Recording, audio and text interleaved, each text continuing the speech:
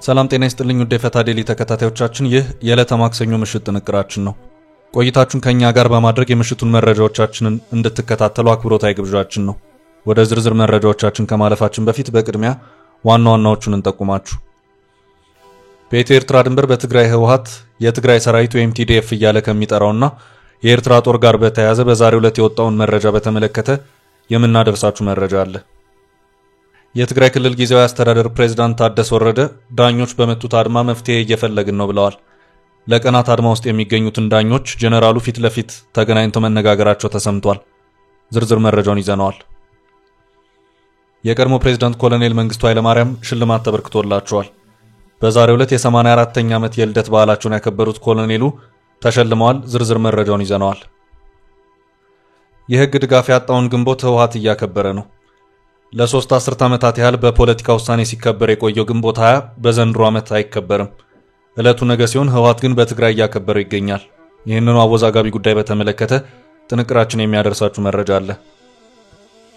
የፈረንሳዩ ፕሬዝዳንት ኢማኑኤል ማክሮን ለጉብኝት ቪየትናም ዋና ከተማ ሃኖይ አውሮፕላን ማረፊያ ደርሰው ከአውሮፕላን ሊወርዱ ሲሉ በሆነ አነጋጋሪ ክስተት ማብራሪያ ሰጥተዋል።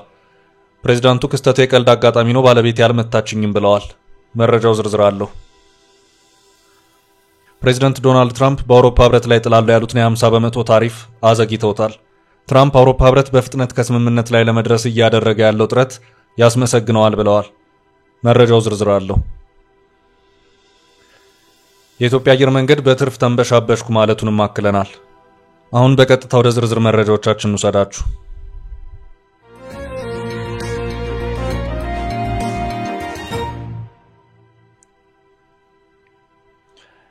ቲዲኤፍ እና የኤርትራ ሰራዊት በድንበር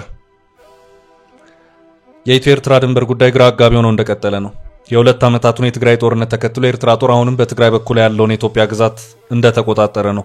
ህወሓት የትግራይ ሰራዊት ወይም ቲዲኤፍ እያለ የሚጠራው ኃይል በአንድ አቅጣጫ፣ የኤርትራ ሰራዊት ደግሞ በሌላ አቅጣጫ ያሉ መሆኑን ያመለከተ አንድ ዘገባ በዛሬው ዕለት ወጥቷል። በምን አይነት የንግግርና የድርድር ሂደት መሆኑ ግልጽ ባይሆንም የኤርትራ ሰራዊት ኬላዎችን አንስቷል። ኮሚቴዎችም የተቋቋሙ መሆኑን በዛሬው ዕለት ቢቢሲ ያስነበበው መረጃ አመልክቷል። በህወሓት በኩል ህልውናችን ነው በሚል የሚገለጸውና በፌዴራሉ መንግስት በኩል ደግሞ የቀድሞዎች የህወሓት ተዋጊዎች የሚል ስያሜ ያላቸው የትግራይ ታጣቂዎች ሚና ምንድነው የሚለው ግን ግልጽ አይደለም። አንዳንዶች ከኤርትራ መንግስት ጋር የተጀመሩ ግንኙነቶች አሉ እያሉ ይገኛሉ። ይህንን በተመለከተ የኤርትራ መንግስትም የትግራይ ኃይሎችና ህወሓትን በጥብቅ እያስተባበሉ ይገኛሉ። የኤርትራ ጦር እነዚህን አካባቢዎች መቆጣጠሩ ብቻ ሳይሆን ኬላዎችን ሳይቀር ጥሎ የነበረ ሲሆን በቅርብ የሚወጡት መረጃዎች ደግሞ ይሄው በርካታ አካባቢዎችን ተቆጣጥሮ ያለው የኤርትራ ጦር ጥሏቸው ከነበሩት ኬላዎች መካከል የተወሰኑትን ማንሳቱን ነው። በዚህም በዛሬው ዕለት ቢቢሲ ያወጣው መረጃ እንዳመለከተው በትግራይና በኤርትራ መካከል የተወሰኑ የህዝብ ለህዝብ ግንኙነት የመሰሉ እንቅስቃሴዎች ተጀምረዋል። ኮሚቴዎችም ተቋቁመው በትግራይ አቅጣጫ ህወሓት የትግራይ ሰራዊት ወይም ቲዲኤፍ በሚል የሚጠራው ኃይል ቁጥጥር ሲያደርግ፣ በኤርትራ አቅጣጫ ደግሞ የኤርትራ ሰራዊት ቁጥጥር የሚያደርግ መሆኑን የዛሬው የቢቢሲ ዘገባ አመልክቷል። ከቅርብ ጊዜ ወዲህ በኤርትራና ትግራይ ድንበር ላይ የተወሰኑ የህዝብ ለህዝብ ግንኙነት መጀመራቸውን ነዋሪዎች ገልጸውልኛል ያለው ቢቢሲ የአካባቢው ነዋሪዎች የኤርትራ ሰራዊት በሚቆጣጠረው አካባቢ ወደሚገኝ ወንዝ በመሄድ እንስሶቻቸውን እንደሚያጠጡ ነግረውኛል ሲልም አመልክቷል። አሁን ህዝቡ ወደ ወንዝ ይወርዳል፣ አንዳንድ ነገር ያደርጋል፣ በጎቹን ከብቶቹን ውሃ እያጠጣ ይመለሳል፣ ሌላ የሚያደርገው ነገር ካለ እንደዚህ ያደርጋል። ከዚህ በፊት እንደዚህ አልተለመደም ነበር፣ አሁን ግን ያለው ሁኔታ ይህ ነው ሲሉም ነው ነዋሪዎች የተናገሩት። ከኤርትራ በኩል ከብቶች፣ ግመሎችና ሌሎች እንስሳት አልፈው በሚመጡበት ጊዜም በተቋቋመ ኮሚቴ አማካይነት እንዲመለሱ ይደረጋል ሲሉ ለቢቢሲ ዘጋቢ የተናገሩት የድንበር አካባቢ ነዋሪዎች ግመሎች ሲመጡ የኛ የቲዲኤፍ ወይም የትግራይ ኃይሎች አሉ፣ የነሱም አሉ፣ ተባብረው ያስመልሳሉ። የኤርትራ ከብቶች ወይም የኤርትራ በጎች፣ የተለያዩ እንስሳቶች ሲመጡ እንደዚያው እንዲመለሱ ይደረጋል። ጥሩ ነገር አለ ሲሉም ተናግረዋል። ከዚህ ውጭ ግን ይፋዊ በሆነ መልኩ የተጀመረ የህዝብ ለህዝብ ግንኙነቱም ሆነ የትራንስፖርት አገልግሎት እንደሌለ ነዋሪዎቹ ለቢቢሲ በሰጡት መረጃ አስታውቀዋል። ከቅርብ ጊዜ ወዲህ የተወሰኑ የህዝብ ለህዝብ ግንኙነት መጀመራቸውን የሚገልጹት ነዋሪዎቹ የአካባቢው ነዋሪዎች የኤርትራ ሰራዊት በሚቆጣጠረው አካባቢ ወደሚገኝ ወንዝ በመሄድ እንስሶቻቸውን ውሃ እንደሚያጠጡ የነገሩት መሆኑንም የቢቢሲ ዘጋቢ አክሏል። አሁን ህዝቡ ወደ ወንዝ ይወርዳል፣ አንዳንድ ነገር ያደርጋል፣ በጎቹን ከብቶቹን ውሃ እያጠጣ ይመለሳል፣ ሌላ የሚያደርገው ነገር ካለ እንደዚህ ያደርጋል። ከዚህ በፊት እንደዚህ አልተለመደም ነበር፣ አሁን ግን ያለው ሁኔታ ይህ ነው ብለዋል። በዛላምበሳ፣ በራማ፣ በሽራሮና በባድመ አካባቢዎች የተያዙ ቦታዎች አሁንም በኤርትራ ሰራዊት ቁጥጥር ስር እንደሚገኙ ነዋሪዎች ተናግረዋል። ነገር ግን በዛላምበሳ መስመር የሚገኝ አንድ የኤርትራ ሰራዊት ኬላ ግንቦት 10 2017 ዓ.ም መነሳቱን ስማቸው እንዳይጠቀስ የጠየቁ አንድ የክልሉ ባለስልጣን ለቢቢሲ ተናግረዋል። ምንጩ እንደሚናገሩት ኬላ የተቀመጠው ከትግራይ ጦርነት በኋላ ነበር። ከአዲግራት ወደ ዛላምበሳ በሚገኘው መንገድ ላይ ነበርና በኤርትራ ሰራዊት የቆመ አንድ ኬላ ለጊዜው ምክንያቱ ባልታወቀ ሁኔታ እንዲነሳ ሆኗል ብለዋል። በሚያልፉ ሰዎችና ተሽከርካሪዎች ላይ ይደረግ የነበረው ፍተሻም መቆሙን እንደማያውቁ አክለዋል። ይሁን እንጂ አሁንም በተለያዩ የትግራይ ድንበር አካባቢዎች የኤርትራ ሰራዊት እንደሚገኝ ባለስልጣኑ ለቢቢሲ አረጋግጠዋል። ለምሳሌ በዛላምበሳ አዲ ሐቂ ሰፈር፣ ዝባንሁስ አካባቢ፣ አዲስ ዓለም አካባቢ በከፊል አዲ አሰርተና የኢሮብ አካባቢ ዳርቻዎች የኤርትራ ሰራዊት ይገኛል ብለዋል። ከዛላምበሳ በ20 ኪሎ ሜትር ርቃ በምትገኘው ፋጺ ከተማ ከ2016 ዓ.ም ጀምሮ የኢትዮጵያ ፌዴራል መንግስት ጉምሩክ ባለስልጣን አሁንም የኮንትሮባንድ እንቅስቃሴን እንደሚቆጣጠርም አብራርተዋል። ከዛላምበሳ 20 ኪሎ ሜትር ርቀት ላይ ፋጺ ላይ የኢትዮጵያ ገቢዎችና ጉምሩክ ባለስልጣን የፍተሻ ጣቢያ ስለነበር በድንበር ላይ መደበኛ የንግድ ልውውጥ ማድረግ አይቻልም ብለዋል። ቢቢሲ አነጋግሬያቸዋለሁ ያላቸው የሽራሮና የራማ ድንበር አካባቢዎች ነዋሪዎችም በተመሳሳይ ኤርትራ ሰራዊት ለቆ አለመውጣቱን ገልጸዋል። አንድ የሽራሮ አካባቢ ነዋሪ በወረዳው ስር የሚገኙት አዲስ ጸጸር፣ ብችላማ፣ ሰንበል፣ ባድመ፣ ሐድሽ አዲ፣ ደንቦ ጉዳሙና ደንቦ ሞንጊል የተባሉ አካባቢዎች በኤርትራ ሰራዊት ስር እንደሚገኙ ገልጸዋል። እነዚህ አካባቢዎች ከጦርነቱ በፊት የኢትዮጵያ መከላከያ ሰራዊት የነበረባቸው እንደነበሩም ተናግረዋል። ከሰሞኑ የኤርትራ ሰራዊት ከተቆጣጠራቸው የኢትዮጵያ ግዛቶች ለቆ ወጣ የሚሉ መረጃዎች በተለያዩ ማህበራዊ ሚዲያዎች ሲሰራጩ መቆየታቸው የሚታወስ ነው። ነዋሪዎቹ ግን በማህበራዊ ሚዲያ የሚሰራጨው ነገር ውሸት ነው፣ ሁሉም ነገር እስካሁን ባለበት ነው ያለው፣ ምንም አይነት የፌዴራል ኃይልም የለም፣ የትግራይ ጸጥታ ኃይልም የለም፣ በአካባቢው ያለው የኤርትራ ሰራዊት ብቻ ነው ብለዋል። በራማ ድንበር አካባቢ የሚገኙ ሌላ ነዋሪም በተመሳሳይ በኤርትራ ሰራዊት የተያዙ አካባቢዎችና ድንበሩን በተመለከተ አዲስ ነገር እንደሌለ አመልክተዋል።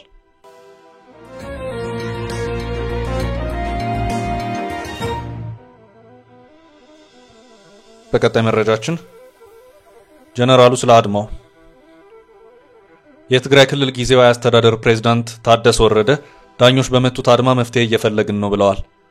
ለቀናት አድማ ውስጥ የሚገኙትን ዳኞች ጀነራሉ ፊት ለፊት ተገናኝተው ማነጋገራቸው ተሰምቷል። የትግራይ ዳኞች ማህበር በቅርቡ አውጥቶት በነበረው መግለጫ በነጻነት ስራቸውን መከወን የሚገባቸው ዳኞች ላይ ጣልቃ ገብነትና ጫና ማድረግ የቆየ አኳኋን ቢሆንም ከቅርብ ጊዜ ወዲህ ግን የከፋ ሆኗል ብሎ ነበር። በተለይም ጾታዊ ጥቃትንና የግድያ ወንጀልን በሚመለከቱ ዳኞች በደህንነታቸው ላይ የተቃጡ ጥቃቶችና ማስፈራሪያዎች እየተበራከቱ መምጣታቸውን የገለጸው የዳኞች ማህበር መፍትሄ እስኪሰጠው ስራ ለማቆም መገደዱን ገልጿል። በዚህ ጉዳይም ጀነራል ታደሰ ወረደ ስብሰባ መጥራታቸውን ጽህፈት ቤታቸው በዛሬው ዕለት ባጋራው መልእክት አስታውቋል። የክልሉ ጊዜያዊ አስተዳደር ፕሬዝዳንት ሌተናል ጀነራል ታደሰ ወረደ በፍትህ አካላት ላይ እየደረሰ ያለውን የጸጥታ ችግር አስመልክቶ ከፍትህና ፍትህ ተቋማት ከፍተኛ አመራሮች ጋር መምከራቸው ተገልጿል። በውይይቱ ላይ ክልሉ ጠቅላይ ፍርድ ቤት ፕሬዝዳንት አቶ መንግስቱ ተክላይና የፍትህ ቢሮ ኃላፊ አቶ ሀዱሽ ተስፋ መገኘታቸው ተጠቁሟል። ችግሩን በዘላቂነት ለመፍታትም ትኩረት ሊሰጣቸው በሚገቡ ጉዳዮች ላይ ሰፊ ውይይት መደረጉ ተጠቁሟል። ፕሬዝዳንት ታደሰ ወረደ ጊዜያዊ አስተዳደሩ በፍትህ አካላት ላይ የሚስተዋሉ የጸጥታ ችግሮችን ጠንቅቆ የሚያውቅ መሆኑን ገልጸዋል። ጀነራሉ ከትግራይ ጠቅላይ ፍርድ ቤትና ከቢሮው ጋር በመሆን ተጠያቂነትን ለማስፈንና ችግሩን በዘላቂነት ለመፍታትና ፍትህን በዘላቂነት ለማስፈን በትኩረት እንደሚሰራ አጽንኦት ሰጥተው ተናግረዋል።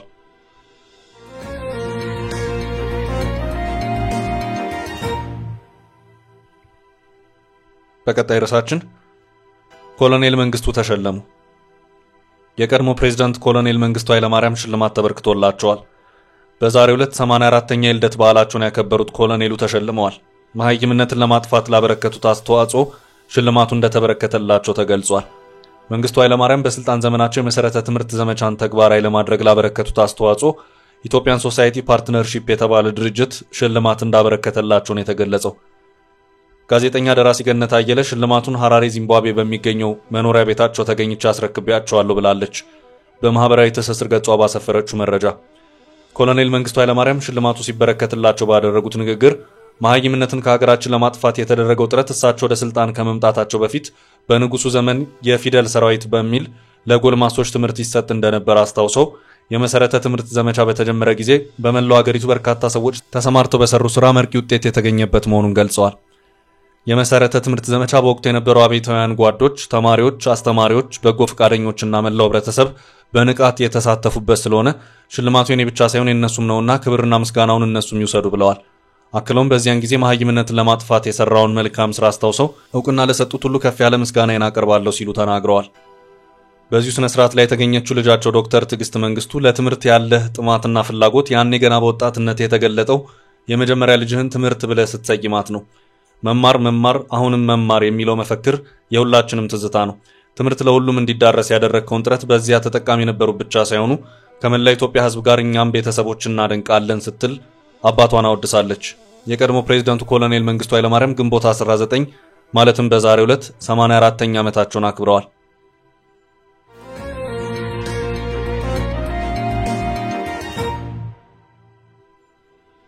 በቀጣይ መረጃችን ፕሬዝዳንቱ ባለቤት ያልመታችኝም አሉ። የፈረንሳዩ ፕሬዝዳንት ኢማኑኤል ማክሮን ለጉብኝት የቪየትናም ዋና ከተማ ሃኖይ አውሮፕላን ማረፊያ ደርሰው ከአውሮፕላን ሊወርዱ ሲሉ በሆነው አነጋጋሪ ክስተት ማብራሪያ ሰጥተዋል። ፕሬዝዳንቱ ክስተቱ የቀልድ አጋጣሚ ነው፣ ባለቤት ያልመታችኝም ብለዋል። የአውሮፕላኑ በር ተከፍቶ ፕሬዝዳንቱ ፊት ለፊት በሚታዩበት ጊዜ አንድ እጅ ጸብ በሚመስል ሁኔታ ፊታቸውን በኃይል ሲገፋ ታይቷል። በዚህ ጊዜ ፕሬዝዳንቱ ምንም እንዳልተፈጠረ የእጅ ሰላምታ ሰጥተው ሚስታቸውን ከጎናቸው በማድረግ ከአውሮፕላኑ ወርደዋል። እሁድ ምሽት በፕሬዝዳንቱ አውሮፕላን ውስጥ የማክሮን ሚስት ብሪጅት ፊታቸው ሳይታይ ከአውሮፕላኑ በር በጎን በኩል ሆኖ በእጃቸው የማክሮንን ፊት በኃይል ሲገፈትሩ የተቀረጸው ምስል መጋራቱን ተከትሎ በጥንዶች መካከል የተፈጠረ ጸብ እንዳለ እየተነገረ ይገኛል። ፕሬዝዳንት ማክሮን በድንገት በገጠማቸው ነገር መጀመሪያ ላይ ደነገጡ ቢሆንም ወዲያው ምንም እንዳልተፈጠረ በማስመሰል ከአውሮፕላኑ ውጪ ሊቀበሏቸው ለተሰበሰቡት የቪየትናም ባለስልጣናትና ካሜራ ደቅነው ለሚጠብቋቸው ጋዜጠኞች የእጅ ሰላምታ ሰጥተው ነበር። ነገር ግን ምስሉ ከተሰራጨ በኋላ ማክሮን በሚስታቸው ሲመናጨቁና ሲገፈተሩ በድንገት በህዝብ ፊት መታየታቸውን በመጥቀስ ጉዳዩ በጥንዶቹ መካከል የተፈጠረ ጠንከር ያለ ችግር ሳይኖር አይቀርም ተብሏል። የፈረንሳይ መገናኛ ብዙሃን የፕሬዝዳንቱን ቤተ መንግስት ኤሊሴ ምንጮችን ጠቅሰው እንደዘገቡት ክስተቱ ፕሬዝዳንቱና ባለቤታቸው መካከል የመቀላለድ ሁኔታ ነው ሲሉ ማክሮንም በበኩላቸው እየተቀላለዱ ሳለ መታየታቸውን በመግለጽ ማስተባበላቸውን ቢቢሲ ዘግቧል።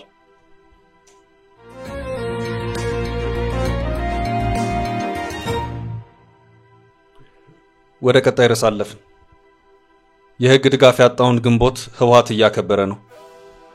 ባለፈው ዓመት በወጣው አዋጅ በህዝብ በዓላት አከባበር ህግ ላይ ያልተካተተውንና ለዓመታትም በህግ ድጋፍ ሳይሆን እንዲሁ በፖለቲካ ውሳኔ ሲከበር የቆየውን ግንቦት 20 ህወሓት እያከበረ ነው። የአከባበር ሂደቱ በዚህ ሳምንት የቀጠለ ሲሆን ነገ ግንቦት 20 በመሆኑ ማጠቃለያው ይሆናል ተብሎ ይጠበቃል። በአገር አቀፍ ደረጃ በፌደራል መንግስት ግን ስለ ግንቦት 20 የተባለ ምንም ነገር የለም። ሆኖም ባለፈው ዓመት በህዝብ ተወካዮች ምክር ቤት የጸደቀው አዲስ ህግ ግንቦት 20ን ያላካተተው በመሆኑ ግንቦት 20 በካላንደር ተዘግቶ በአገር አቀፍ ደረጃ የሚከበርበት ወይም የሚታሰብበት ሁኔታ አለመኖሩ ግልጽ ሆኗል። ባለፈው ዓመት የህዝብ በዓላትና የበዓላትን አከባበር ለመወሰን የወጣው ረቂቅ አዋጅ መርምሮ ያጸደቀው የህዝብ ተወካዮች ምክር ቤት በኢትዮጵያ ሊከበሩ የሚገባቸው በዓላትን በዝርዝር ሲያስቀምጥ ግንቦት 20ን ሳያካትተው ቀርቷል። ግንቦት 20 ዛሬ 34 ዓመት ህወሓት መራሹ ኢህአዴግ አዲስ አበባ የገባበት ዕለት ሲሆን ምንም አይነት ህጋዊ የበዓል አከባበር ድንጋጌ ሳይኖረው እንዲሁ ለ3 አስርት ዓመታት ያህል ልክ እንደ አንድ ብሔራዊ በዓል ሲከበር ቆይቷል። ባለፈው ዓመት የህዝብ በዓላትና የበዓላትን አከባበር ለመወሰን የወጣው አዋጅ ቁጥር 1334/2016 በኢትዮጵያ ሊከበሩ የሚገባቸውን በዓላት በአዲስ መልኩ በዝርዝር ሲያስቀምጥ ግንቦት 20ን ሳያካትተው ቀሪ አድርጎታል። የቀጣይ ብሔራዊ በዓላት አከባበር ባለፈው ዓመት የወጣውን አዋጅ ተከትሎ የሚከናወኑ ሲሆን ግንቦት 20 ግን በአዲስ አዋጅ ባለመካተት በኤክስክሉዥን ኦር ኢግኖራንስ በሚለው የህግ መር መሰረት ከበዓላት ውጪ በመሆኑ በፌደራል መንግስት ደረጃ አይከበርም፣ ታስቦም አይውልም ማለት ነው። ቀድሞውኑ ህግ ሳያውቀውና በህግ ብሔራዊ በዓልነቱ ሳይደነገግ ሲከበር የነበረው ግንቦት 20 በ2024 ዓ.ም የወጣው አዋጅ የበዓላትን ዝርዝር የዘረዘረ ቢሆንም ግንቦት 20 በዚህ ዝርዝር ውስጥ ባለመካተቱ ዘንድሮ የቀደመው በግልጽ ቀሪ እንደሚሆን አመላካች ሆኗል። የህግ ባለሙያዎች አቋም የህግ ባለሙያዎች እንደሚያስረዱት ግንቦት 20 በህግ ሳይሆን በተግባርና በፖለቲካዊ ውሳኔ ሲከበር የቆየ በዓል ነው። ህወሓት ግን ከ50 ዓመት በፊት በትግራይ ደደቢት የለኮስኩትን የትጥቅ ትግል 4 ኪሎ ላይ ቋጨውበት ዕለት በመሆኑ አከብረዋለሁ በማለት በዘንድሮ ዓመት በትግራይ በተለያዩ ዝግጅቶች እያከበረው ይገኛል። ከዚሁ በዓል ጋር በተያያዘም በኢትዮጵያ ብሔራዊ ምርጫ ቦርድ ተሰርዛል የተባለው ህወሓት ግንቦት 20ን በተመለከተ ሰፋ ያለ መግለጫ አውጥቶም ታይቷል። በመግለጫው የኢትዮጵያ መንግስት የፕሪቶሪያን የሰላም ስምምነት ሙሉ በሙሉ ለመተግበር ምንም አይነት ፍቃደኝነት አይታይበትም ብሏል። ጨምሮም የፕሪቶሪያው ስምምነት ሙሉ በሙሉ ባለመከበሩ የተወረሩ መሬቶቻችን በጠላቶች እጅ ይገኛሉ፣ የተፈናቀሉ ዜጎቻችን ለዓመታት በመጠለያ ውስጥ ሆነው በረሃብና በበሽታ እየተሰቃዩ ናቸው፣ ህዝባችን ለተፈጸመበት የጄኖሳይድ ጥቃት ፍትህ አላገኘም፣ ይህ ሁሉ ሆኖ ግን የፓርቲያችን የጊዜያዊ አስተዳደራችንና የህዝባችን የትግል ስትራቴጂ አሁንም ሰላም ነው በማለት አስረድቷል። ህወሓት ሲቀጥልም እነዚህ ችግሮች በሰላማዊና በፕሪቶሪያው ስምምነት መሰረት እንዲፈቱ በእኛ በኩል የሚጠበቀውን እያደረግን ነው። የኢትዮጵያ መንግስት ግን ሆነ ብሎ የፕሪቶሪያን ስምምነት ያዘገየው ሲሆን አሁን ደግሞ ስምምነቱን የመጣስ ምልክት እየታየበት ይገኛል። በመሆኑም ወደ ስምምነቱ እንዲመለስ ጥሪ እናቀርባለን ብሏል።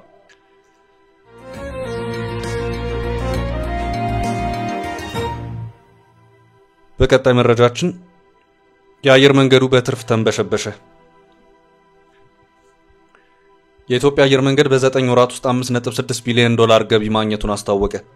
የኢትዮጵያ አየር መንገድ በ9 ወራት ውስጥ 14 ሚሊዮን 500 ሺህ የሚጠጉ መንገደኞችን ማጓጓዙንና $5.6 ቢሊዮን ገቢ ማግኘቱን አስታወቀ።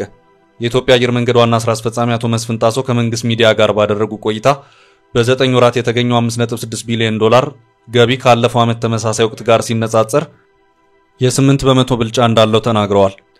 አቶ መስፍን አየር መንገዱ በ9 ወራት ውስጥ ላስመዘገበው ስኬት ከፍተኛ አስተዋጽኦ ያበረከተው ዘመኑ ያፈራቸውን ቴክኖሎጂዎች መጠቀሙ፣ የበረራ መዳረሻን በማሳደግ የተሳፋሪዎች ቁጥር መጨመሩ እንዲሁም አዳዲስ አውሮፕላን ሲመጣ በማስገባት ለደንበኞች ምቾትና ደህንነት ቅድሚያ መስጠቱ መሆኑን ገልጸዋል።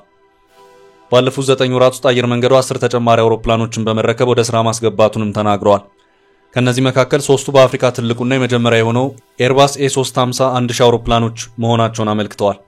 እንዲሁም የአየር መንገዱ በሰኔ ወር 2 ኤርባስ A350 900 አውሮፕላኖችን እንደሚረከብና በህንድና በተባበሩት አረብ ኤምሬትስ 2 ዓለም አቀፍ አዲስ የበረራ ጣቢያዎችን ለመክፈት ማቀዱን አክለው ተናግረዋል። የኢትዮጵያ አየር መንገድ በቢሾፍቱ ለሚገነባው ግዙፍ ኤርፖርት የዝግጅት ስራ እየተሰራ መሆኑን የተናገሩት ዋና ስራ አስፈጻሚ አቶ መስፍን የአየር ማረፊያ ግንባታውን በመጪው ዓመት ህዳር ወር ለመጀመር መታቀዱን ይፋ አድርገዋል። በተጨማሪም የሀገር ውስጥ የአየር ትራንስፖርት አገልግሎትን ለማስፋፋት አዳዲስ ኤርፖርቶችን በመገንባት ላይ መሆኑንና 2 አየር መንገዶች በሚቀጥሉት 2 ወራት ውስጥ እንደሚጠናቀቁ አስታውቀዋል።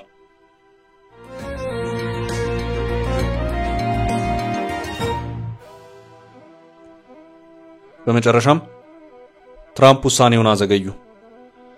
ፕሬዝዳንት ዶናልድ ትራምፕ በአውሮፓ ህብረት ላይ ጥላሉ ያሉትን የ50 በመቶ ታሪፍ አዘግይተውታል። ትራምፕ አውሮፓ ህብረት በፍጥነት ከስምምነት ላይ ለመድረስ እያደረገ ያለው ጥረት ያስመሰግነዋል ብለዋል። ፕሬዝዳንት ዶናልድ ትራምፕ በአውሮፓ ህብረት ከሰኔ 1 ቀን 2025 ጀምሮ ለመጣል ያቀዱትን እቅድ እስከ ሐምሌ 9 ቀን 2025 አዘግይተውታል። ከአውሮፓ ኮሚሽን ፕሬዝዳንት ኡርሱላ ቮን ደር ላይን ጋር በተደረገ የስልክ ግንኙነት መግባባት ላይ መደረሱን ተከትሎ ውሳኔው እንዲዘገይ መደረጉን የተገለጸው ትራምፕ በመጀመሪያ የታሪፍ በህብረቱ ላይ ለመጣል ያቀዱት ንግድ ላይ ያለው ውይይት ወደ ምንም ሂደት አልደረሰም በማለት ነበር።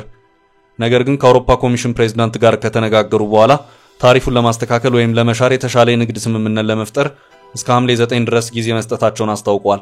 ይህ ውሳኔ አውሮፓ ገበያዎችን እፎይታ የሰጠ መሆኑ የተገለጸ ሲሆን እንደ ፓሪስ እና ፍራንክፈርት ያሉ የአክሲዮን ገበያዎች ከ1 በመቶ በላይ ጭማሪ እንዲያሳዩ ምክንያት መሆኑ ነው የተገለጸው። የአውሮፓ ህብረት መሪዎች በተራዘመው ጊዜ ወሰን ውስጥ ፈጣን ድርድር ለማድረግ ቃል ገብተዋል። ፕሬዝዳንት ዶናልድ ትራምፕ ከአሜሪካ ጋር ስምምነት ላይ መድረስ ካልቻሉ ህብረቱ 50% ታሪፍ እንደሚጠብቀው ከተናገሩ ከቀናት በኋላ የአውሮፓ ህብረት በንግድ ላይ የሚደረገውን ድርድር ለማፋጠን ያሳየው ቁርጠኝነት እንዳስደሰታቸው ተናግረዋል። ትራምፕ ከሰዓታት በፊት በትሩዝ ገጻቸው ባሰፈሩት መልእክት ህብረቱ አፋጣኝ የድርድር ቀን ለመወሰን ስብሰባ መጥራቱን አንስተዋል። ይህ አዎንታዊ እርምጃ መሆኑን የጠቀሱት ፕሬዝዳንቱ በመጨረሻ ልክ እንደ ቻይና ሁሉ የአውሮፓ ህብረት ከአሜሪካ ጋር ለሚኖር የንግድ ትስስር በሩን እንደሚከፍት ተስፋ አደርጋለሁ ብለዋል። ቻይናም ሆነ ህብረቱ ስምምነት ላይ መድረስ ከቻሉ በጣም ደስተኞች ይሆናሉ ያሉት ትራምፕ በዚህ ውሳኔ ሁሉም ትርፋማ ነው ሲሉ አመልክተዋል። ለዛሬ ያዝንላችሁን ርዕሰ ጉዳዮች እዚህ ላይ ቋጨን። ላይክ፣ ሼር እና ኮሜንት በማድረግ ለቻናላችን ድጋፋችሁን መግለጽ እንዳትዘነጉ እያልን ከሌሎች መረጃዎች ጋር ደግመን እስክንገናኝ ቸር ያሰማን ስንል ተሰናበትን።